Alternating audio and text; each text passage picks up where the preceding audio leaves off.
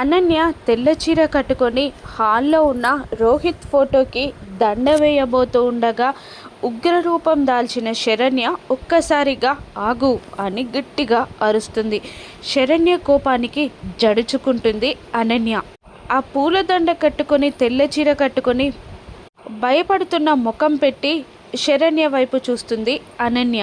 శరణ్య ఏమాత్రం తగ్గకుండా అనన్య ముందుకు వెళ్ళి బ్రతికున్న బావగారి ఫోటోకి ఆ బొట్టేంటి, ఈ దండేంటి అని అనగానే రోహిత్ బ్రతికున్నాడని శరణ్యకి ఎలా తెలుసని షాక్ అయి బిత్తరి ముఖం పెట్టుకుంటుంది అనన్య.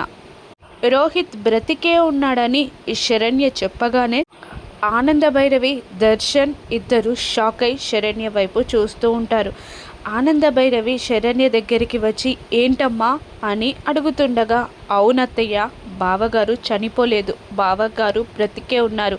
ఆ ఫోటో దగ్గరున్న అస్థికల్లో చితాభస్వంతో పాటు అస్థికలు కదా ఉండాలి కదత్తయ్య, అందులో బావగారి అస్థికలు లేవత్తయ్య అని జరిగింది గుర్తు తెచ్చుకుంటూ చెప్తూ ఉంటుంది శరణ్య ఆనందభైరవికి. అనన్య ఫోటో దగ్గర పెట్టిన చితాభస్వం చేయి తగిలి కింద పడిపోయినప్పుడు అందులో ఓన్లీ భస్వం మాత్రమే ఉండడం, ఎముకలు లేకపోవడం చూసిన శరణ్యకి డౌట్ మొదలవుతుంది. రోహిత్ చనిపోలేదని కన్ఫర్మ్ చేసుకుంటుంది శరణ్య.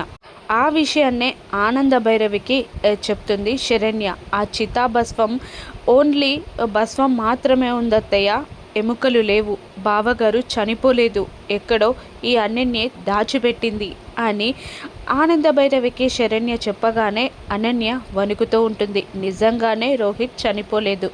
రోహిత్ని ఒక సీక్రెట్ ప్లేస్లో దాచిపెడుతుంది అనన్య.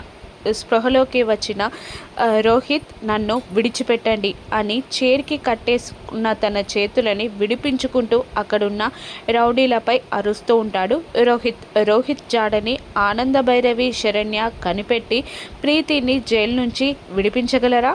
రాను ఎపిసోడ్స్లో చూద్దాం. Thank you for watching.